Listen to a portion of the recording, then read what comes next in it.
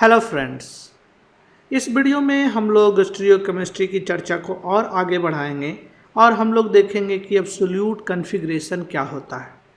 तो इस वीडियो में अगर आप बने रहते हैं तो आप जान पाएंगे कि एब्सोल्यूट कॉन्फ़िगरेशन क्या है और साथ ही साथ अगर आपको कोई मॉलिक्यूल दिया जाए तो उसका आप एब्सोल्यूट कॉन्फ़िगरेशन कैसे निकालेंगे।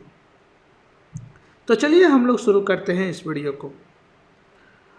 तो सबसे पहला प्रश्न उठता है, एब्सोल्यूट कॉन्फ़िगरेशन क्या होता है। एब्सोल्यूट कॉन्फ़िगरेशन जब हम किसी मॉलिक्यूल का कहते हैं तो इसका मतलब ये हुआ उस मॉलिक्यूल में जो एटम है उसका स्पेस में क्या एग्जैक्ट पोजीशन है, यानी स्पेस में जो ग्रुप्स जुड़े हुए हैं एटम से, कार्बन से, वो किधर लोकेटेड है। एक एग्जाम्पल से समझते हैं। जैसे मान लीजिए कि ये मॉलिक्यूल आपको दिया हुआ है। इस मॉलिक्यूल में ये जो कार्बन है कायरल कार्बन है, क्योंकि इससे जो चारों ग्रुप जुड़ा हुआ है चारों डिफरेंट ग्रुप है। यहाँ पे CH2OH ग्रुप है, यहाँ मिथाइल ग्रुप है, यहाँ इथाइल ग्रुप है, हाइड्रोजन ग्रुप है। तो चारों ही डिफरेंट ग्रुप है। एक कंपाउंड जो होगा अपने इनांशियोमेरिक फॉर्म में एग्जिस्ट करेगा, एक कंपाउंड ऑप्टिकली एक्टिव होगा क्योंकि इसमें एक कायरल कार्बन है। अगर इसका हम एब्सोल्यूट कॉन्फ़िगरेशन की बात करें तो हमको जानना होगा कि हाइड्रोजन का क्या पोजीशन है, CH3 का क्या पोजीशन है और इथाइल ग्रुप का क्या पोजीशन है स्पेस में। अगर आप इस मॉलिक्यूल को देखिए तो ऐसा लगता है कि ये जो मॉलिक्यूल है वो कुछ इस तरह का एक अम्ब्रेला टाइप से बना रहा है, जहाँ पे यहाँ पे हाइड्रोजन ग्रुप है और यहाँ पे मिथाइल ग्रुप है और यहाँ पे आपका इथाइल ग्रुप है और यहाँ पे आपका CH2OH ग्रुप है। तो यही आपका मॉलिक्यूल है। अगर ये सारा आप जान गए तो बेसिकली आप जान गए कि मॉलिक्यूल का एब्सोल्यूट कॉन्फ़िगरेशन क्या है। तो मॉलिक्यूल का जब एब्सोल्यूट कॉन्फ़िगरेशन कहते हैं तो इसका मतलब है स्पेस में ग्रुप्स या एटम कैसे लोकेटेड हैं, रिलेटिव पोजीशन क्या है और वो उसका ओरिएंटेशन क्या है। इससे पहले के वीडियो में हम लोगों ने एक कंसेप्ट डिस्कस किया था ऑप्टिकल रोटेशन का। ऐसा लगता है कि अगर किसी मॉलिक्यूल का हम ऑप्टिकल रोटेशन जान लें तो उस मॉलिक्यूल का एब्सोल्यूट कॉन्फ़िगरेशन बता सकते हैं। इस बात को थोड़ा और समझते हैं। जैसे मान लीजिए आपके पास एक मॉलिक्यूल दिया हुआ है 2-मिथाइल-1-ब्यूटानॉल और इस मॉलिक्यूल का आप ऑप्टिकल रोटेशन मेज़र करना चाहते हैं तो आप क्या करिएगा, इसका सॉल्यूशन बनाइएगा, पोलरीमीटर में डालिएगा और इसका ऑप्टिकल रोटेशन ऑब्जर्व कीजिएगा। मान लीजिए कि आपको इसका रोटेशन में मिल गया और स्पेसिफिक रोटेशन जो है इस केस में -5.8 डिग्री का है। एक दूसरा कंपाउंड है 1-क्लोरो-2-मिथाइल-ब्यूटेन। इसका भी आपने रोटेशन मेज़र किया और वो रोटेशन जो स्पेसिफिक रोटेशन है प्लस में है 1.7 डिग्री है। एक कंपाउंड प्लस है और दूसरा कंपाउंड माइनस है। दोनों का रोटेशन अपोजिट है। एक का रोटेशन पॉजिटिव है और दूसरे का रोटेशन निगेटिव है। तो इसको देखने से लगता है, अगर केवल हम लोग ऑप्टिकल रोटेशन के बेसिस पे कहें तो ऐसा लगता है कि इस दोनों कंपाउंड का जो कॉन्फ़िगरेशन है, एब्सोल्यूट कॉन्फ़िगरेशन है, वो दोनों उल्टा है, इन्वर्टेड है, क्योंकि एक का पॉजिटिव है रोटेशन, ऑप्टिकल रोटेशन, और दूसरे का ऑप्टिकल रोटेशन निगेटिव है। मगर वास्तव में बात ऐसी है नहीं। इसको थोड़ा देखते हैं।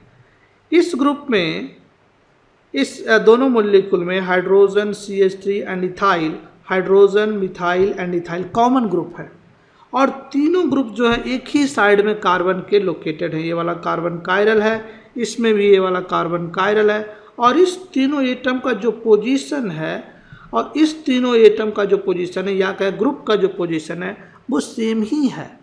और इवन CH2OH का पोजीशन और CH2Cl का पोजीशन भी सेम ही है। केवल अंतर इतना ही पड़ा है कि एक मॉलिक्यूल में CH2OH है और दूसरे मॉलिक्यूल में CH2Cl है। इसका मतलब ये हुआ कि मॉलिक्यूल का कॉन्फ़िगरेशन तो सेम ही है। ये मॉलिक्यूल भी देखिए तो कुछ इस तरह का है, अम्ब्रेला। इस मॉलिक्यूल को भी देखिएगा अगर आप तो इसका भी कुछ इसी तरह का अम्ब्रेला है। कॉन्फ़िगरेशन, एब्सोल्यूट कॉन्फ़िगरेशन दोनों ही मॉलिक्यूल का सेम है, मगर ऑप्टिकल रोटेशन जो है अपोजिट है। इसको देखने से हम कह सकते हैं कि ऑप्टिकल रोटेशन को जान करके हम मॉलिक्यूल का एब्सोल्यूट कॉन्फ़िगरेशन नहीं बता सकते। बेसिकली उस केस में मिसलीडिंग होगा। कॉन्फ़िगरेशन तो दोनों मॉलिक्यूल का सेम ही है, मगर ऑप्टिकल रोटेशन जो देखिए, ऑप्टिकल रोटेशन इस दोनों का मॉलिक्यूल का अलग है, अपोजिट है। तो हम लोग कह सकते हैं ऐसा क्यों हुआ। बेसिकली अगर हम पूछना चाहें कि ऑप्टिकल रोटेशन के पे हम क्यों नहीं बता सकते एब्सोल्यूट कॉन्फ़िगरेशन, तो इसका रीज़न ये है कि जो ऑप्टिकल रोटेशन है वो दो चीज़ पे डिपेंड करता है। मॉलिक्यूल का कॉन्फ़िगरेशन क्या है और साथ ही साथ कौन सा ग्रुप जुड़े हुए हैं मॉलिक्यूल में। Optical rotation depends upon both the configuration and the identity of 4 groups around the central carbon atom. तो सेंट्रल कार्बन एटम से कौन कौन सा ग्रुप जुड़ा हुआ है, कॉन्फ़िगरेशन पे तो डिपेंड करता ही है, साथ साथ इस बात पे भी डिपेंड करता है कि कौन सा ग्रुप जुड़ा हुआ, कौन सा मॉलिक्यूल में कौन कौन सा एटम जुड़ा हुआ। जैसे कि इस केस में दोनों का कॉन्फ़िगरेशन तो सेम हुआ, मगर जो ग्रुप जुड़े हुए हैं वो सेम नहीं है। इस ग्रुप में, इस मॉलिक्यूल में CH2OH ग्रुप जुड़ा हुआ और इस मॉलिक्यूल में CH2Cl ग्रुप जुड़ा हुआ। तो ये दोनों ग्रुप जो है बेसिकली ऑप्टिकल रोटेशन में कंट्रीब्यूट करते हैं, और एक ग्रुप का कंट्रीब्यूशन इतना ज़्यादा हो जाता है कि एक केस में पॉजिटिव रोटेशन शो कर रहा और दूसरे केस में निगेटिव रोटेशन शो कर रहा, इवन दो कि दोनों का कॉन्फ़िगरेशन सेम ही है। तो हम समराइज कर सकते हैं, the absolute configuration of an enantiomer cannot be established by measuring the direction or magnitude of its optical rotation। तो अगर आप ऑप्टिकल रोटेशन मेजर कर रहे हैं, उसका डायरेक्शन होगा प्लस या माइनस उसका मैग्नीट्यूड होगा। जैसे इस केस में आपको है मैग्नीट्यूड 1.7 डिग्री और दूसरे केस में 5.8 डिग्री। तो नाइदर मैग्नीट्यूड इसका और न ही साइन इसका एब्सोल्यूट कॉन्फ़िगरेशन से रिलेटेड है। तो हम लोग किसी मॉलिक्यूल का एब्सोल्यूट कॉन्फ़िगरेशन आखिर निकालते कैसे हैं? एक तरीका है मॉलिक्यूल का एब्सोल्यूट कॉन्फ़िगरेशन निकालने का, उसको हम लोग बोलते हैं एक्सरे क्रिस्टलोग्राफी। तो अगर किसी मॉलिक्यूल का एब्सोल्यूट कॉन्फ़िगरेशन निकालना है आपको, तो आप उस मॉलिक्यूल का एक्सरे क्रिस्टलोग्राफी करिए और आपको उसका एब्सोल्यूट कॉन्फ़िगरेशन मिल जाएगा। यानी एटम्स का, ग्रुप्स का स्पेस में एग्जैक्ट क्या पोजीशन है आपको ये पता चल जाएगा। जैसे कि आपको यहाँ पे एक मॉलिक्यूल दिया हुआ ग्लिसरल्डिहाइड, अगर इसका आपको एब्सोल्यूट कॉन्फ़िगरेशन निकालना है तो आप इसको क्या कीजिए, आप इसका एक्सरे क्रिस्टलोग्राफी करिए। और जब आपने एक्सरे क्रिस्टलोग्राफी करेंगे तो आप पाएंगे इस मॉलिक्यूल का जो पोजीशन है वो कुछ ऐसा होगा। ऊपर वाला बॉन्ड CHO है जो अंदर की तरफ है, नीचे वाला CH2OH ग्रुप जो है वो अंदर की तरफ है, और यहाँ पे जो OH ग्रुप है वो बाहर की तरफ है, और इस साइड का हाइड्रोजन जो है वो भी बाहर की तरफ है। तो आपको ये एक्सरे क्रिस्टलोग्राफी से मॉलिक्यूल का ऐसा शेप मिलेगा, जिसको कि फीचर प्रोजेक्शन फार्मूला के तहत हम लोग ऐसे लिख सकते हैं। तो दोनों सेम ही चीज़ है, ये आपको एक्सरे क्रिस्टलोग्राफी से मिला और इसी को हम लोग फीचर प्रोजेक्शन फार्मूला में ऐसे लिख सकते हैं। अगर आपको याद होगा तो इस मॉलिक्यूल जो कि ग्लिसरल्डिहाइड है, इस केस में इस खास एस्टीरियोआइसोमर्स को हमने कहा था डी ग्लिसरल्डिहाइड। फीचर ने इस मॉलिक्यूल का कॉन्फ़िगरेशन अज्यूम कर लिया था कि इस मॉलिक्यूल का जो कॉन्फ़िगरेशन है वो ऐसा कॉन्फ़िगरेशन है, और उसके बेसिस पे उसने खुद ही इस मॉलिक्यूल को फीचर प्रोजेक्शन लिख दिया और कह दिया कि ये डी ग्लिसरल्डिहाइड है। बट जब बाद में हमने एक्सरे क्रिस्टलोग्राफी किया तो पता चला कि जो फीचर ने लिया था, जो एजम्पशन किया था एब्सोल्यूट कॉन्फ़िगरेशन का, वो सही था। इसका मतलब ये हुआ कि पहले जब एक्सरे क्रिस्टलोग्राफी नहीं डिस्कवर हुआ था उस समय में जो किसी भी मॉलिक्यूल का एब्सोल्यूट कॉन्फ़िगरेशन पता नहीं था। तो फीचर ने क्या किया कि एक मॉलिक्यूल डी ग्लिसरल्डिहाइड का कॉन्फ़िगरेशन को फिक्स कर दिया कि उसका कॉन्फ़िगरेशन ऐसा है या कहें ऐसा है। अब जब उस मॉलिक्यूल का एक्सरे क्रिस्टलोग्राफी से कॉन्फ़िगरेशन निकाला गया तो पाया गया कि उसका एब्सोल्यूट कॉन्फ़िगरेशन वही है जो कि फीचर ने एज्यूम किया था। तो हम कह सकते हैं कि फीचर का जो एजम्पशन था वो करेक्ट था। तो इससे फ़ायदा ये हुआ कि इस मॉलिक्यूल से जिस मॉलिक्यूल का एब्सोल्यूट कॉन्फ़िगरेशन डिराइव किया गया उस सारे मॉलिक्यूल का एब्सोल्यूट कॉन्फ़िगरेशन सही हो गया। बेसिकली फीचर के मेथड में किसी मॉलिक्यूल का एब्सोल्यूट कॉन्फ़िगरेशन हम लोग उस मॉलिक्यूल को डी ग्लिसरल्डिहाइड से कंपेयर करके निकालते हैं। क्या करते हैं कि डी ग्लिसरल्डिहाइड को रेफरेंस मोलिकुल मान करके दूसरे मोलिकुल को देखते हैं कि ये कैसे रिलेटेड है डीग्लिसरॉल्डिहाइड से, और उसके बाद उस मोलिकुल का कॉन्फ़िगरेशन हम लोग देते हैं।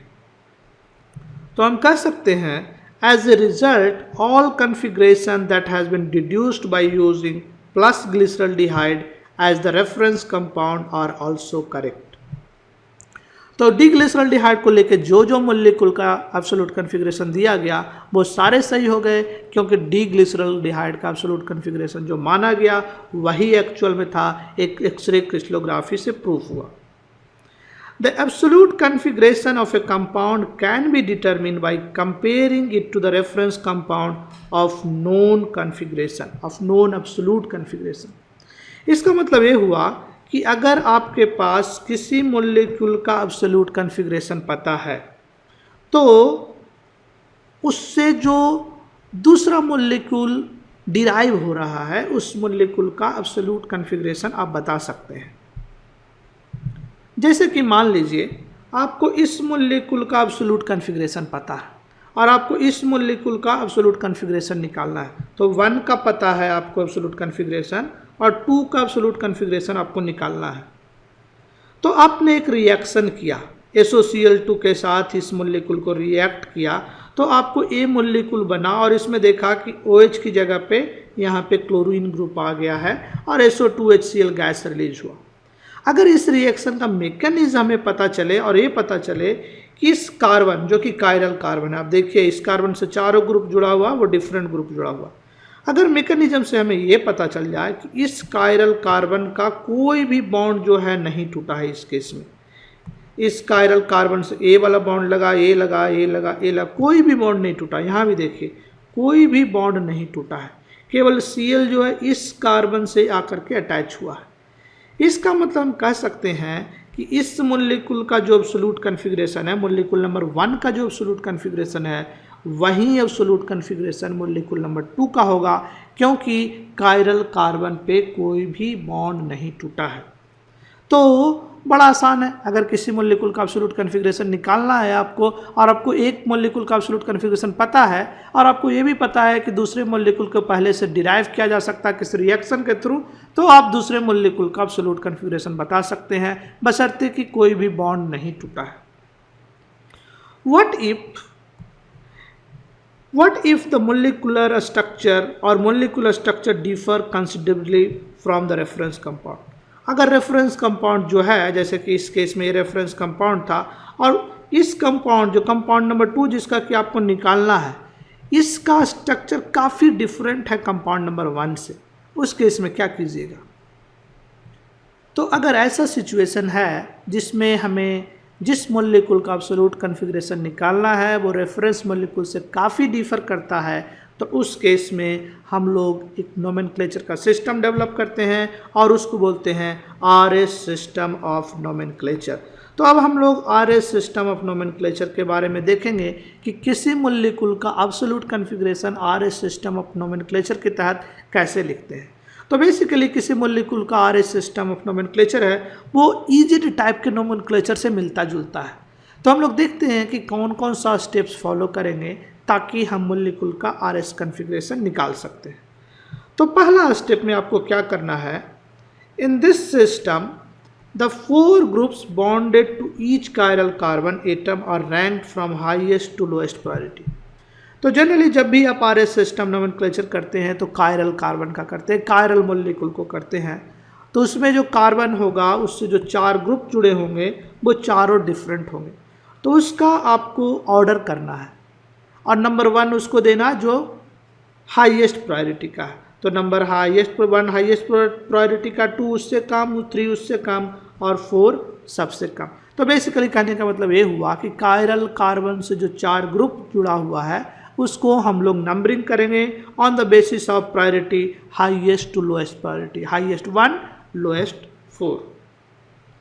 The highest priority group is assigned to number 1, जिसका हाईएस्ट प्रायोरिटी होगा उसको नंबर 1 देंगे, and the lowest priority group is assigned to number 4, और जिसका लोएस्ट प्रायोरिटी होगा उसको हम लोग नंबर 4 देंगे।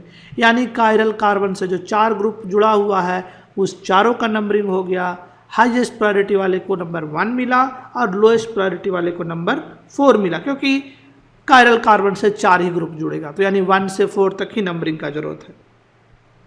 जैसे ही आपने नंबरिंग कर लिया प्रायोरिटी के बेसिस पे, देन आप तीसरे स्टेप पे जाइए। तीसरे स्टेप में क्या कहता, then the molecule is oriented so that the bond from the carbon atom to the group of the lowest priority is arrange directly along our line of sight pointing downward. इसका मतलब ये हुआ कि जो lowest priority का group है, इस case में नंबर 4, आप मोलिक्यूल को इस तरह से देखिए कि जो लोएस्ट प्रायोरिटी का है वो आपसे दूर हो। इस केस में 4 नंबर आपसे दूर है। उसके बाद आप बेसिकली देखिए कि 1 से 4 जाने में किस तरह का काउंटिंग और किस तरह का सर्कल में आपको मूव करना पड़ रहा है। जैसे कि इस केस में देखिए लोएस्ट प्रायोरिटी जो 4 है वो आपसे दूर है, उसके बाद 1 यहाँ है, 2 यहाँ है, 3 है, तो 1 से 2 पे आइएगा, फिर 2 से 3 पे जाइएगा और फिर 3 से 1 पे आइए। तो ये जो सर्किल है वो किस तरह का, इसी चीज़ को हमने यहाँ दिखाया है। एक कार्बन है और 4 जो है आपसे दूर है, यानी प्लेन के पीछे है। एक जो टॉप पे था वो यहाँ है, 2 यहाँ है, वो यहाँ है, और 3 जो यहाँ था वो यहाँ है। तो 1 से 3 की तरफ आप जाइए और देखिए किस तरह से मूव करना पड़ रहा। तो 1 से 2 और 2 से 3, एंड आप चाहे फिर तो 3 से 1 की तरफ भी मूव कर सकते हैं। तो ये मूवमेंट जो है आपका क्लॉकवाइज मूवमेंट है। तो जब जब आपको क्लॉकवाइज मूवमेंट होगा तो कॉन्फ़िगरेशन हम लोग डिफाइन करेंगे कि उस मॉलिक्यूल का कॉन्फ़िगरेशन जो है वो आर कॉन्फ़िगरेशन है। तो अब आप समझ गए होंगे कि कैसे कॉन्फ़िगरेशन निकालते हैं। बड़ा सिंपल है, आपको जिस मॉलिक्यूल में जिस कायरल कार्बन का कॉन्फ़िगरेशन निकालना है, चूँकि कायरल कार्बन का ही निकालेंगे, उससे जो चारों ग्रुप जुड़ा हुआ उसको नंबरिंग कर दीजिए 1 से 4 तक। 1 नंबर दीजिएगा हाईएस्ट प्रायोरिटी को और 4 नंबर दीजिएगा लोएस्ट प्रायोरिटी को, और इसके बाद मॉलिक्यूल को इस तरह से ओरिएंट करिए कि जो लोएस्ट प्रायोरिटी का ग्रुप है वो आपसे दूर है, और उसके बाद 1 से 2, 2 से 3, 3 से 1 पे जाइए और देखिए कि किस तरह का मूवमेंट है। अगर मूवमेंट क्लॉकवाइज है तो आर कॉन्फ़िगरेशन होगा, मूवमेंट एंटी क्लॉकवाइज है तो एस कॉन्फ़िगरेशन होगा। अब क्वेश्चन ये उठता है कि हम लोग प्रायोरिटी कैसे डिसाइड करें। जो ग्रुप है कायरल कार्बन से जो 4 ग्रुप जुड़ा हुआ है उसमें किसको नंबर 1 का प्रायोरिटी दें, किसको नंबर 2 का प्रायोरिटी दें। तो प्रायोरिटी को डिफाइन करने के लिए हम लोग प्रायोरिटी रूल देते हैं। तो प्रायोरिटी रूल्स एटम के लिए पहले हम लोग डिस्कस करेंगे और फिर उसके बाद ग्रुप्स ऑफ एटम के लिए डिस्कस करेंगे। In order of decreasing atomic number, the lower the atomic number the lower the priority. Isotopes are ranked in order of decreasing mass. For example, deuterium is having greater rank than the hydrogen. इसका कहने का मतलब क्या हुआ कि atom अगर है तो उसको एटॉमिक नंबर के बेसिस पे रैंकिंग करेंगे। जैसे मान लीजिए किसी में 2-4 ग्रुप लगा हुआ है, आयोडीन, ब्रोमीन, क्लोरीन, फ्लोरीन। तो आयोडीन का एटॉमिक नंबर सबसे ज़्यादा है तो उसको हम लोग हाईएस्ट रैंक दे देंगे, और फ्लोरीन को उससे कम दे देंगे। यानी एक तरह से हम रैंकिंग का ऑर्डर बना सकते हैं, जिसका एटॉमिक नंबर ज़्यादा है उसको ज़्यादा रैंक, जिसका एटॉमिक नंबर कम है उसको कम रैंक। किस केस में दोनों का एटॉमिक नंबर सेम हो जाएगा? ऐसा केस आएगा आइसोटोप का केस, जिसमें एटॉमिक नंबर सेम हो जाए तो किसको रैंक ज़्यादा दीजिएगा। तो जब एटॉमिक नंबर सेम हो जाए तो फिर हम लोग एटॉमिक मास पे जाएंगे। जिसका एटॉमिक मास ज़्यादा है उसको हायर रैंक, और जिसका एटॉमिक मास कम है उसको लोअर रैंक। जैसे कि ड्यूटेरियम को हाई रैंक मिलेगा, हाइड्रोजन को कम रैंक मिलेगा। अगर ट्राइटेनियम होता तो उसको और ज़्यादा रैंक मिलता। तो एक तरह से हम हाईएस्ट प्रायोरिटी से लोएस्ट प्रायोरिटी का एक स्केल बना सकते हैं। यहाँ पे आपका हाईएस्ट प्रायोरिटी है और जैसे जैसे इधर जा रहे प्रायोरिटी आपका कम जा रहा, और इस टेबल में और इस यहाँ पे जो जो एटम दिखाएंगे उस एटम में हाइड्रोजन का लोएस्ट प्रायोरिटी होगा। तो प्रायोरिटी रूल एटम के लिए यही हुआ, आपको एटॉमिक नंबर देखना है, जहाँ एटॉमिक नंबर सेम है वहाँ पे आपको एटॉमिक मास देखना है। नेक्स्ट प्रायोरिटी रूल है ग्रुप्स ऑफ एटम के लिए। If a chiral atom is attached to 2 or more identical atoms, move down the chain until a difference is encountered. मान लीजिए कि आपके पास एक कोई कायरल कार्बन है और इससे जो ग्रुप लगा हुआ है, दो ग्रुप जो लगा हुआ सेम लगा हुआ, मान लीजिए कि यहाँ भी कार्बन है, यहाँ भी कार्बन है, तो किस कार्बन को आप हायर प्रायोरिटी देंगे? तो इसमें कहा जाता है कि आप तब तक मूव करते जाइए जब तक कि आपको फर्स्ट पॉइंट ऑफ डिफरेंस ना मिले। जैसे मान लीजिए यहाँ पे जो बाद में ग्रुप लगा होता वो CH3 होता और यहाँ पे जो ग्रुप लगा होता CH3, यहाँ पे हाइड्रोजन और यहाँ पे हाइड्रोजन, तो इस ग्रुप को ज़्यादा प्रायोरिटी मिलता, इस ग्रुप को ज़्यादा प्रायोरिटी मिलता क्योंकि इस कार्बन से 2 हाइड्रोजन और 1 कार्बन जुड़ा हुआ, मगर इस कार्बन से 3 हाइड्रोजन जुड़ा हुआ। तो फर्स्ट पॉइंट ऑफ डिफरेंस देखिए, जहाँ पे आपको ज़्यादा मिलेगा एटॉमिक नंबर, उस केस में उस मॉलिक्यूल को और उस ग्रुप को ज़्यादा प्रायोरिटी हम लोग देंगे। जैसे कि हम लोग एक एग्जाम्पल लेके देखते हैं। मान लीजिए कि आपके पास एक कायरल कार्बन है और इससे जुड़ा हुआ है एक ग्रुप जुड़ा हुआ है इस साइड में कार्बन CH3 CH3 CH3, और इस साइड में आपका जुड़ा हुआ है CH CH3 CH3, और इस साइड में आपका जुड़ा हुआ है CH2 CH3, और इधर आपका कायरल कार्बन एटम है ये। तो आपको ये बताना है कि इसमें सबसे हाईएस्ट प्रायोरिटी वाला कौन सा ग्रुप है। आपको यूज करना पड़ेगा फर्स्ट पॉइंट ऑफ डिफरेंस। तो चलिए हम लोग देखते हैं। इस कार्बन के बाद ये कार्बन है, बेसिकली एक कार्बन कायरल नहीं है, तो एक कार्बन है, एक कार्बन है और एक कार्बन है।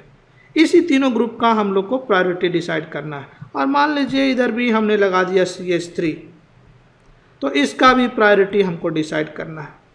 तो सबसे पहले हम लोग चलेंगे, कार्बन यहाँ है, यहाँ भी कार्बन है, कार्बन है, कार्बन है, कोई डिसीजन नहीं हुआ, आगे बढ़ते हैं। यहाँ पे 3 हाइड्रोजन है, इस केस में कार्बन है, कार्बन है, कार्बन है, इसका मतलब है ये लोएस्ट प्रायोरिटी का ग्रुप है, क्योंकि कार्बन के बाद जो है तीनों हाइड्रोजन है, तो इसको प्रायोरिटी मिलेगा लोएस्ट, चौथा प्रायोरिटी। इस तीनों में डिसाइड करते हैं। यहाँ कार्बन है जो कि 2 कार्बन से जुड़ा है, यहाँ कार्बन जो है वो 3 कार्बन से जुड़ा है, और यहाँ जो कार्बन है केवल 1 कार्बन से जुड़ा है, यानी 3 कार्बन वाला ज़्यादा प्रायोरिटी मिलेगा, क्योंकि atomic number first point of difference पे हाइड्रोजन का कम होगा कार्बन की तुलना में, क्योंकि यहाँ कार्बन होगा 1 और यहाँ पे 1 हाइड्रोजन होगा, तो इसका प्रायोरिटी सबसे ज़्यादा होगा, यानी प्रायोरिटी नंबर 1 इसको मिलेगा। उसके बाद इसमें 2 कार्बन है, इसको 2 प्रायोरिटी मिलेगा, और इसको 3 प्रायोरिटी मिलेगा, और लोएस्ट प्रायोरिटी मिथाइल को मिलेगा। तो अगर आपके पास एक ग्रुप है तो आप निकाल सकते हैं कि कौन सा ग्रुप जो है हायर प्रायोरिटी का होगा और कौन सा ग्रुप है जो लोअर प्रायोरिटी का होगा। आपको फर्स्ट पॉइंट ऑफ डिफरेंस देखना है। अगर कार्बन एटम सेम है तो आगे बढ़ जाइए, आगे बढ़ेंगे। अगर दोनों कार्बन है तो फिर देखिए कि हाइड्रोजन है कि नहीं है, तीनों हाइड्रोजन है क्या, एक कार्बन है क्या, तीनों कार्बन है क्या, उस बेसिस पे आप प्रायोरिटी डिसाइड कर सकते हैं। ये तो हुआ प्रायोरिटी डिसाइड करने का तरीका जब आपके पास मल्टीपल एटम हो, ग्रुप ऑफ एटम हो। अगर मल्टीपल बॉन्ड है उस केस में क्या करिएगा? If a group contains a double bond both atoms are double. Idea वही रहेगा हमारे पास फिर कि आपको फर्स्ट पॉइंट ऑफ डिफरेंस देखना है। मगर डबल बॉन्ड जब होगा तो जो दोनों एटम जुड़ा हुआ डबल बॉन्ड से उस एटम को डबल कर देंगे। इसका मतलब ये हुआ, जैसे मान लीजिए आपके पास ए डबल बॉन्ड है, तो इसका इक्विवेलेंट जब हम लोग लिखेंगे, यहाँ CH है, CH है, CH2, एक डबल बॉन्ड जो है उसको ख़त्म करके 2 डबल बॉन्ड में ओपन कर देंगे। और हम लोग देखेंगे कि इस कार्बन किससे जुड़ा था, कार्बन से, तो यहाँ पे अपने से कार्बन लिख देंगे, और एक कार्बन भी जो था कार्बन से जुड़ा था तो एक कार्बन खुद से लिख देंगे। ये यानी कि ये इसका इक्विवेलेंट ग्रुप हो गया। जब ये हो ग्रुप हो गया तो हम लोग आसानी से निकाल सकते हैं कि किसका प्रायोरिटी कम होगा, किसका प्रायोरिटी ज़्यादा होगा। अगर ट्रिपल बॉन्ड है तो सेम चीज़ आपको 2 बार करना पड़ेगा। यहाँ पे हाइड्रोजन आ जाएगा, यहाँ पे हाइड्रोजन है आपका, और एक डबल बॉन्ड को ख़त्म किया तो 2 बॉन्ड लगाएंगे इधर। और कौन कौन सा एटम जोड़ेंगे? कार्बन कार्बन, क्योंकि दोनों ही कार्बन है, और इधर साइड में कार्बन, क्योंकि एक और डबल बॉन्ड है उसको भी हटाया, कार्बन कार्बन से रिप्लेस कर दिया। अगर C ट्रिपल बॉन्ड एन होता तो क्या करते? कार्बन नाइट्रोजन, एक डबल बॉन्ड को हटाया, 2 डबल बॉन्ड हमने जोड़ दिया, तो कार्बन जो है नाइट्रोजन से जुड़ा है, यानी कार्बन को नाइट्रोजन लगाएंगे, और नाइट्रोजन जो है कार्बन से जुड़ा है, यानी फिर कार्बन लगाएंगे। फिर दूसरा डबल बॉन्ड को फिर हटाएंगे तो कार्बन नाइट्रोजन से जुड़ा हुआ और नाइट्रोजन कार्बन से जुड़ा हुआ। उसी तरह से एक एग्जाम्पल और लेते हैं। अगर CHO ग्रुप है तो कैसे इसका इक्विवेलेंट फॉर्म लिखिएगा। डबल बॉन्ड को आपको ख़त्म करना है, इस डबल बॉन्ड को ख़त्म कर दीजिए। यहाँ ऑक्सीजन है, डबल बॉन्ड को हटाइएगा तो एक बॉन्ड यहाँ अपने से ऐड करना पड़ेगा, एक बॉन्ड यहाँ ऐड करना पड़ेगा। ऑक्सीजन कार्बन से जुड़ा था और कार्बन ऑक्सीजन से जुड़ा था, तो ये इसका इक्विवेलेंट फॉर्म हो गया। यानी कि जब भी मल्टीपल बॉन्ड है तो हमको मल्टीपल बॉन्ड को कन्वर्ट करना पड़ेगा सिंगल बॉन्ड में, और सिंगल बॉन्ड में जब आप कन्वर्ट करिएगा तो उस सिंगल वैलेंसी को आपको एक एटम अटैच करना पड़ेगा, और जो एटम होगा वो डिपेंड करेगा कि नेबरिंग ग्रुप क्या है। अगर नेबरिंग में आपका कार्बन है तो कार्बन अटैच होगा, नेबरिंग में अगर नाइट्रोजन है तो नाइट्रोजन अटैच होगा। यानी नेबरिंग एटम पे डिपेंड करेगा कि कौन सा बॉन्ड, कौन सा एटम जो बॉन्ड आपने ओपन किया है उस पर आप ऐड करेंगे। एक एग्जाम्पल लेते हैं। इस तीनों में आपको बताना है कि हाईएस्ट प्रायोरिटी का कौन है और लोएस्ट प्रायोरिटी का कौन है। तो पहले क्या करना पड़ेगा, तीनों को ओपन करना पड़ेगा। सो इसको जब हमने ओपन किया अल्काइन को, तो हम लिख सकते हैं CH, यहाँ पे कार्बन होगा, और एक कार्बन जो है इधर जो जिस ग्रुप से जुड़ा हुआ है, कायरल ग्रुप से जुड़ा हुआ, तो यहाँ पे आपको कार्बन कार्बन कार्बन कार्बन से ऐड करना पड़ेगा। इस केस में यहाँ पे आपको CH2 है, CH है, यहाँ पे कार्बन कार्बन ऐड करना पड़ेगा, और इस यहाँ पे आपका हो गया CH3 CH2, और इधर साइड में आपका कायरल कार्बन है। तो अब बताइए, so first point of difference पे चलते हैं। सबसे पहले इस वाले कार्बन को देखेंगे, या 2 हाइड्रोजन है या 1 कार्बन है और यहाँ पे 2 कार्बन है। तो जहाँ ज़्यादा कार्बन है उसको हाईएस्ट प्रायोरिटी मिलेगा, क्योंकि यहाँ पे 2 कार्बन है, 2 नहीं बेसिकली यहाँ पे तो 3 कार्बन है, तो इसको हाईएस्ट प्रायोरिटी मिल गया, यानी प्रायोरिटी 1। लोएस्ट किसको मिलेगा? इस केस में इस कार्बन पे एक ही कार्बन जुड़ा है, और इस केस में इस कार्बन पे 2 कार्बन जुड़ा है। यानी इस तीनों में बात करें तो ये दूसरा प्रायोरिटी का होगा और ये तीसरा प्रायोरिटी का होगा, यानी प्रायोरिटी का ऑर्डर हमने डिसाइड कर लिया। इसी तरह से एक एग्जाम्पल हम लोग और करते हैं। तो आपको दिया हुआ है एसिड COOH। सो COOH, यहाँ पे डबल बॉन्ड O था, उसको हम कन्वर्ट कर लेंगे डबल बॉन्ड O को सिंगल बॉन्ड में। तो क्या करेंगे, इसको हम लोग सिंगल बॉन्ड में कन्वर्ट करेंगे। तो एक इधर वैकेंसी ओपन करना पड़ेगा, और कार्बन ऑक्सीजन से जुड़ा था, ऑक्सीजन कार्बन से जुड़ा था, तो ए आपका हो गया। और इधर साइड में आपका कायरल कार्बन है, इधर कायरल कार्बन है, COH है, तो फिर हमको इसको सिंगल बॉन्ड में कन्वर्ट करना पड़ेगा। O हो गया, हाइड्रोजन हो गया, और ऑक्सीजन कार्बन जुड़ जाएगा। उसी तरह से CH2OH है, CHHOH। तो पहला एटम हर केस में कार्बन है, कार्बन कार्बन कार्बन, तो यहाँ से कोई भी डिसीजन नहीं मिलेगा। आगे बढ़ते हैं। इधर साइड में 2 ऑक्सीजन है और एक और ऑक्सीजन है, 3 ऑक्सीजन है। इस केस में 1 ऑक्सीजन है, इस केस में 1 ऑक्सीजन है। तो एक चीज़ तो क्लियर हो गया कि इसका हाईएस्ट प्रायोरिटी होगा, क्योंकि इसमें 3 ऑक्सीजन जुड़ा हुआ है। बेसिकली इसमें हमने एक मिस्टेक कर दिया था, यहाँ पे ऑक्सीजन होगा, क्योंकि कार्बन किससे जुड़ा था, डबल बॉन्ड को जब आप ख़त्म करेंगे तो कार्बन ऑक्सीजन से जुड़ा है, तो इस कार्बन पे ऑक्सीजन आएगा। तो इस दोनों में आप बताइए कि कौन सा ज़्यादा प्रायोरिटी का। ये जो कार्बन है 2 ऑक्सीजन से जुड़ा हुआ है, यानी कि इसका प्रायोरिटी सेकेंड हो गया। और इस केस में एक कार्बन केवल 1 ऑक्सीजन से जुड़ा हुआ, तो इसका प्रायोरिटी थर्ड हो गया।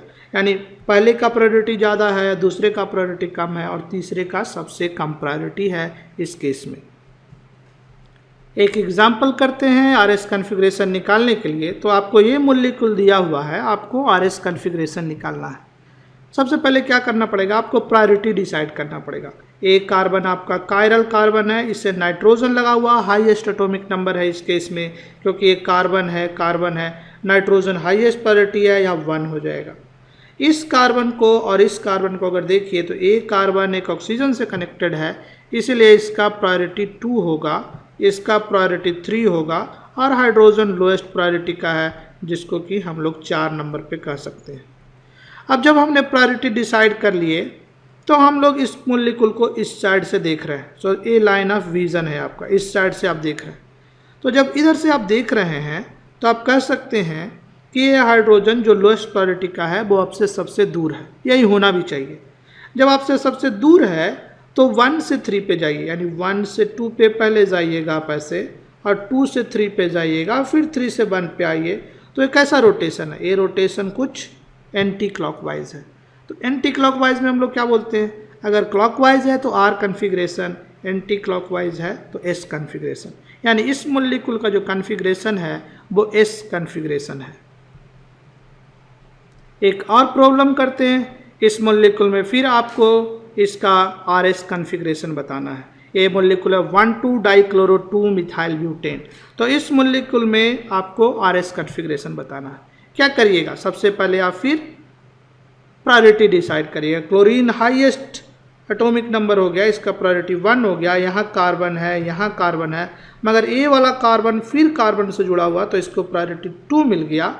अभी ध्यान दीजिए, अभी डिसाइड करने से पहले यहाँ पे क्लोरीन भी है, यानी कि इससे पहले क्या होगा? एक कार्बन जो है क्लोरीन से जुड़ा है, एक कार्बन कार्बन से जुड़ा है, यानी फर्स्ट पॉइंट ऑफ डिफरेंस देखिएगा तो क्या आ गया? फर्स्ट पॉइंट डिफरेंस में क्लोरीन ज़्यादा हो गया, क्लोरीन का एटॉमिक नंबर ज़्यादा हो गया, यानी ये दूसरा ग्रुप हो गया। इसके बाद ये तीसरा ग्रुप हो गया और ये आपका चौथा ग्रुप हो गया। दूसरा क्यों? क्योंकि कार्बन जो था क्लोरीन से जुड़ा था, एक केस में कार्बन कार्बन से जुड़ा था, तो इसका प्रायोरिटी ज़्यादा है, एटॉमिक नंबर ज़्यादा है, इसीलिए इसको हमने पहले प्रायोरिटी दिया और इसको बाद में प्रायोरिटी दीजिए। अब 4 को आप सबसे अपने दूर कीजिए, आप अपने से दूर करिए 4 को, और फिर आप उसका क्लॉकवाइज और एंटी क्लॉकवाइज देखिए। इस केस में 4 नंबर का जो ग्रुप है, जो लोएस्ट प्रायोरिटी ग्रुप है, वो ऑलरेडी आपसे दूर है। जो भी डैश लाइन पे होता है मॉलिक्यूल में वो आपसे दूर होता है, तो ऑलरेडी वो आपसे दूर है। तो 1 से 3 पे जाइए, 1 से 2 पे जाइए, 2 से 3 पे जाइए और 3 से 1 पे फिर आइए। तो अगर आप देखिएगा तो ये रोटेशन जो है कैसा है? ये एंटी क्लॉकवाइज है। अगर एंटी क्लॉकवाइज रोटेशन है तो इसका कन्फिग्रेशन जो है वो एस कन्फिग्रेशन होगा। एक प्रॉब्लम हम लोग और करते हैं। इस प्रॉब्लम में फिर आपको बताना है कि इस मॉलिक्यूल का एब्सोल्यूट कन्फिग्रेशन क्या है। तो सबसे पहले आपको कायरल कार्बन ढूंढना पड़ेगा। ये वाला जो कार्बन है वो कायरल कार्बन है, तो इससे ग्रुप लगा हुआ है। एक साइड में ए ग्रुप लगा हुआ है, दूसरे साइड में ए वाला ग्रुप लगा हुआ है, और तीसरे साइड में आपका ए ग्रुप लगा हुआ। तो 3 ग्रुप लगे हुए हैं, और हाइड्रोजन जो लोएस्ट प्रायोरिटी का है वो यहाँ लगा हुआ है। तो आपको सबका प्रायोरिटी डिसाइड करना है। तो सबसे पहला तो ये हो गया, हाइड्रोजन लोएस्ट प्रायोरिटी का है, बाकी जगह पे कार्बन है और यहाँ पे हाइड्रोजन है, तो लोएस्ट प्रायोरिटी का हो। अब बाकी एटम्स में, बाकी ग्रुप्स में हम लोग प्रायोरिटी डिसाइड करते हैं। तो सबसे पहले क्या करेंगे, जहाँ जहाँ डबल बॉन्ड है उसको ख़त्म करके हम लोग सिंगल बॉन्ड में कन्वर्ट कर लेते हैं। ये हम लोग को यूज़ पड़ेगा। इस डबल बॉन्ड को आप ख़त्म कीजिएगा तो यहाँ कार्बन से कनेक्ट करिएगा, और यहाँ भी कार्बन से कनेक्ट करिएगा, यहाँ कार्बन से कनेक्ट करिएगा, यहाँ कार्बन से कनेक्ट करिएगा, यहाँ पे आपका ऑक्सीजन आएगा और यहाँ पे आपका कार्बन आएगा। तो हमने क्या किया, अगर आप ध्यान से देखिए तो हम कुछ नहीं कर रहे हैं। यहाँ पे डबल बॉन्ड O था, इस डबल बॉन्ड O को हमने कन्वर्ट कर दिया एक O में, और एक सिंगल बॉन्ड यहाँ लगा दिया और एक सिंगल बॉन्ड यहाँ लगा दिया, तो यहाँ ऑक्सीजन आ गया। अब हम लोग देखते हैं कि सबसे पहला, सबसे ज़्यादा प्रायोरिटी किसका है। यहाँ पे आपका कार्बन है, ये टर्म, यहाँ पे भी कार्बन है, यहाँ पे भी कार्बन है, मगर इस कार्बन में 2 हाइड्रोजन है, और यहाँ पे जो कार्बन है उससे एक कार्बन जुड़ा है, और इधर भी कार्बन जुड़ा है, इधर भी कार्बन जुड़ा है। सेम चीज़ इसके लिए भी है, इधर कार्बन, इधर कार्बन, इधर कार्बन। यानी फर्स्ट पॉइंट ऑफ डिफरेंस देखें तो इसका प्रायोरिटी सबसे कम है इस ग्रुप का, तो इस ग्रुप को हम लोग प्रायोरिटी नंबर 3 दे सकते हैं। अब इस दोनों में डिसाइड करना हम लोग को, एक बेंजीन रिंग जिसमें है, या कहें फिनाइल रिंग है, और एक में फ्यूज रिंग जिसमें, इस दोनों में किसका प्रायोरिटी होगा।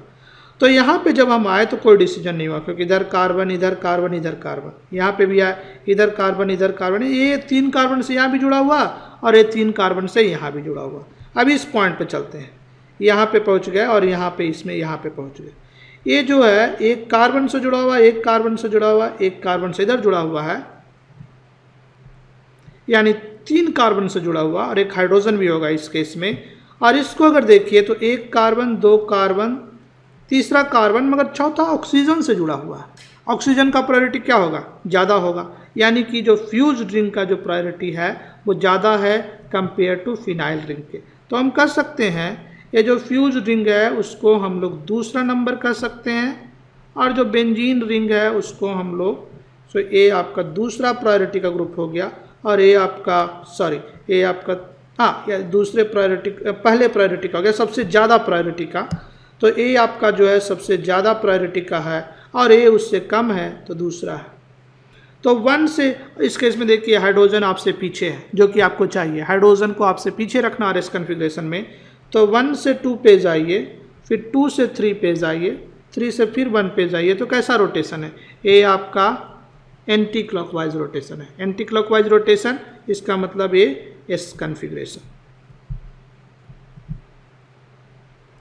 एक फाइनल एग्जांपल करेंगे जिससे कि इस चैप्टर में जो भी हमने डिस्कशन किया, आज के वीडियो में जो भी हमने डिस्कशन किया, आपको काफ़ी अच्छे तरीके से समझ जाए, और ये प्रॉब्लम काफ़ी ही इंपॉर्टेंट भी है। तो इस प्रॉब्लम में हम लोग कह रहे हैं reduction of three butene two ol with hydrogen over a platinum catalyst gives two butanol. तो पहले आप इस रिएक्शन को देखिए कि क्या हो रहा है। तो आपके पास है 3-ब्यूटीन 2-ऑल, 1 2 3 4, 3-ब्यूटीन, और दूसरे पोजीशन पे ऑल ग्रुप लगा हुआ। तो ये आपका है CH2 यहाँ पे होगा, हाइड्रोजन होगा, एक हाइड्रोजन होगा, और ये आपका CH3 होगा। और इसका एक स्टीरियोआइसोमर्स है माइनस वाला, क्योंकि इसमें एक कार्बन कायरल है, एक कार्बन देखिए तो कायरल कार्बन है, तो इसका इनांसियोमर भी एग्जिस्ट होगा। कहा जा रहा है इस मॉलिक्यूल से को अब जब हाइड्रोजिनेट कर रहे हैं, H2PD के साथ रिएक्ट कर रहे हैं, तो आपको 2-ब्यूटानॉल बन रहा है। तो 2-ब्यूटानॉल जो बना, यानी यहाँ पे जो डबल बॉन्ड है यहाँ पे हाइड्रोजन आके ऐड हो गया, CH3C, एक हाइड्रोजन यहाँ ऐड हो गया, CH, CH3OH। तो ये मॉलिक्यूल आपका बन रहा है, और जो बन रहा है उसका भी कन्फिग्रेशन इसमें इन्होंने कहा है कि निगेटिव है, -2-ब्यूटानॉल। अब क्वेश्चन देखिए क्या कहता है। पहला पार्ट में है does the same sign of rotation so that the relative configuration of 2 compounds are same. यहाँ देखिए इस कंपाउंड का भी रोटेशन निगेटिव है, इसका भी रोटेशन निगेटिव है। तो क्या हम कह सकते हैं कि दोनों कंपाउंड का कन्फिग्रेशन सेम ही है? अगर आप याद कीजिए तो वीडियो के शुरू में हमने कहा था कि ऑप्टिकल रोटेशन का एब्सोल्यूट कन्फिग्रेशन से कुछ भी लेना देना नहीं है। यहाँ पे एब्सोल्यूट कन्फिग्रेशन सेम होगा कि नहीं होगा हम लोग ऑप्टिकल रोटेशन से नहीं कह सकते। यानी ऑप्टिकल रोटेशन सेम है दोनों केस में, दोनों निगेटिव है, मगर हम कुछ नहीं कह सकते whether this is same optical rotation और नॉट। इस केस में इस बेसिस पे, ऑप्टिकल रोटेशन के बेसिस पे हम लोग कुछ भी नहीं कर सकते। यानी does the same sign of rotation so that the relative configuration of 2 compounds are same? No, I can't say anything about absolute configuration. अगर हमको ऑप्टिकल रोटेशन के बारे में पता है तो एब्सोल्यूट कन्फिग्रेशन के बारे में कुछ भी नहीं कह सकते। दूसरा point, based on the mechanism of catalytic hydrogenation what is the relative configuration of 2 compound. Hydrogenation का मैकेनिज्म क्या होता है उस केस में आपको बेसिकली इसमें क्या हुआ है कि यहाँ पे 2 हाइड्रोजन जाके जुड़ गया। जब बेसिकली नॉट ए वाला हाइड्रोजन नहीं, यहाँ पे जो CH3 के पास एक हाइड्रोजन है, इसको हम लोग शो कर सकते हैं CH2 और हाइड्रोजन। बेसिकली ये दोनों हाइड्रोजन जा करके इस केस में जुड़ गया, एक हाइड्रोजन ए और एक इस डबल बॉन्ड पे एक हाइड्रोजन मॉलिक्यूल जुड़ा है।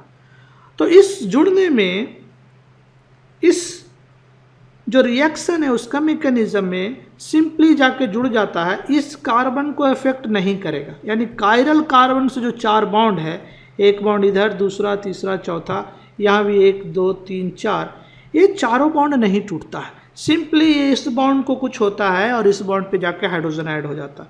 तो अगर कायरल कार्बन का कोई बॉन्ड नहीं टूटा है तो हम क्या कह सकते हैं कन्फिग्रेशन के बारे में? अगर बॉन्ड नहीं टूटा इसका मतलब जैसा कॉन्फ़िगरेशन पहले था इस कायरल कार्बन का वैसा ही कॉन्फ़िगरेशन बाद में भी रह जाएगा। तो इस प्रश्न का उत्तर अब आप दे सकते हैं। Based on the mechanism of catalytic hydrogenation what is the relative configuration of two compound. Relative configuration आपको बताना है, यानी अगर एक का कॉन्फ़िगरेशन ऐसा है तो दूसरे का कॉन्फ़िगरेशन कैसा होगा। हम कह सकते हैं कि दोनों का कॉन्फ़िगरेशन सेम ही होगा, क्योंकि कोई भी बॉन्ड कायरल कार्बन पे नहीं जुटा है, नहीं टूटा है, तो हम लोग कह सकते हैं relative configuration is same. So relative configuration is same. Relative configuration जो होगा वो सेम ही होगा इस दोनों के केस में। और लास्ट पार्ट,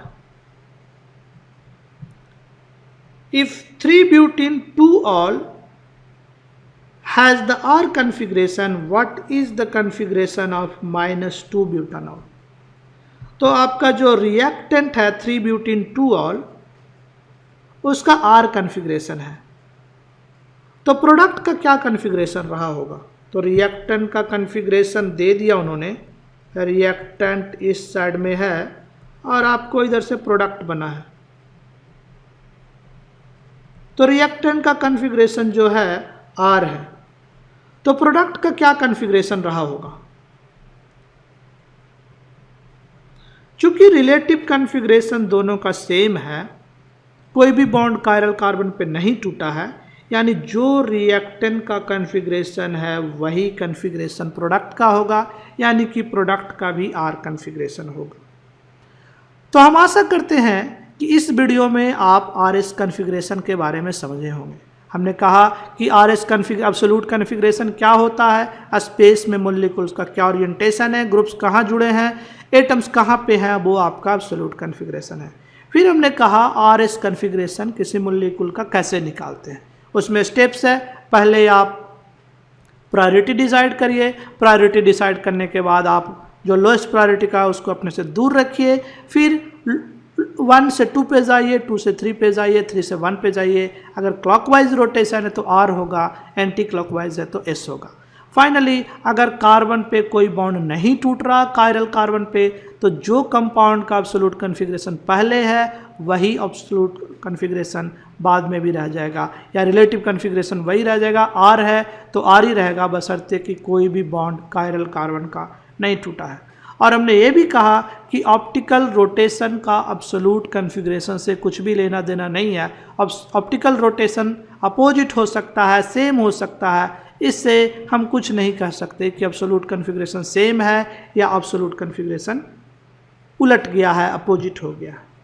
तो हम आशा करते हैं आपको ये वीडियो अच्छी लगी होगी। अगर अच्छी लगी तो अपने दोस्तों को भी शेयर करिए, एंड फिर मिलते हैं एक नए वीडियो में आपको स्टीरियोकेमिस्ट्री के बारे में और जानकारी के साथ।